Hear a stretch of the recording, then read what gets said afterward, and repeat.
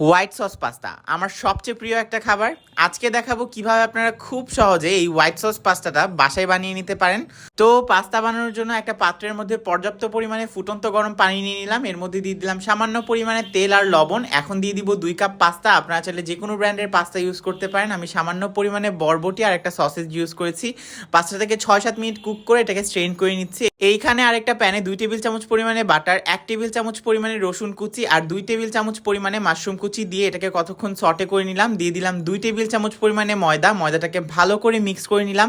তারপর 2 কাপ পরিমাণে দুধ আমরা অল্প অল্প করে মিক্স করতে থাকবো। একবারে কিন্তু দেওয়া যাবে না, একটু একটু করে দিয়ে মিক্স করে নিতে হবে।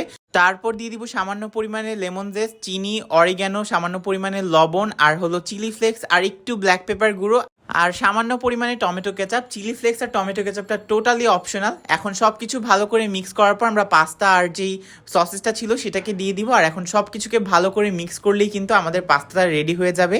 আপনারা যদি পাস্তাটাকে কমপ্লিটলি হোয়াইট রাখতে চান তাহলে চিলি ফ্লেক্স আর সসটা অ্যাভয়েড করবেন, তাহলেই পাস্তাটা একদম সাদা সাদা হয়ে যাবে।